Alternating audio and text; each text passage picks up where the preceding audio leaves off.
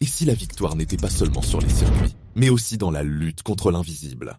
Ce n'est pas une guerre, ni une révolution, mais bien une perte profondément humaine qui a marqué le 27 novembre dans l'histoire contemporaine. Ce jour-là, le sport automobile, et plus largement le monde entier, se recueille. Richard Burns, vainqueur du championnat du monde des rallyes en 2001, succombe à sa maladie, mettant fin à une carrière brillante et à une vie inspirante, brutalement écourtée. Richard Burns n'était pas un pilote comme les autres. Calme, méthodique, stratège, il s'est imposé dans un univers dominé par l'agressivité et la vitesse brute.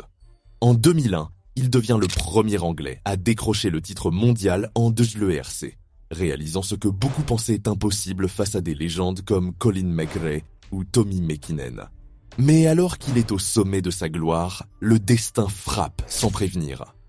En novembre 2003, à la veille du rallye de Grande-Bretagne, Burns est victime d'un malaise au volant. Quelques jours plus tard, le diagnostic tombe. Une tumeur cérébrale maligne.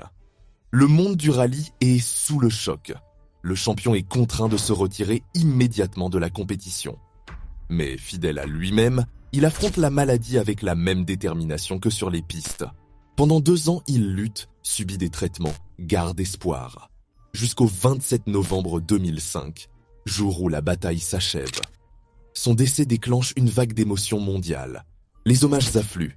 Pilotes, écuries, fans, médias, tous saluent non seulement le sportif hors pair, mais aussi l'homme humble, respecté et discret.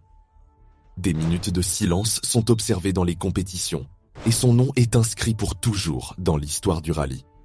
Le 27 novembre reste une date de tristesse, mais aussi de mémoire. Elle nous rappelle que même les plus grands champions ne sont pas invincibles, que le courage peut aussi se trouver dans le silence, loin des podiums. Richard Burns n'a pas seulement été un pilote, il a été une inspiration. Son héritage perdure à travers des fondations luttant contre les tumeurs cérébrales et dans le cœur de ceux qui, comme lui, choisissent de ne jamais abandonner.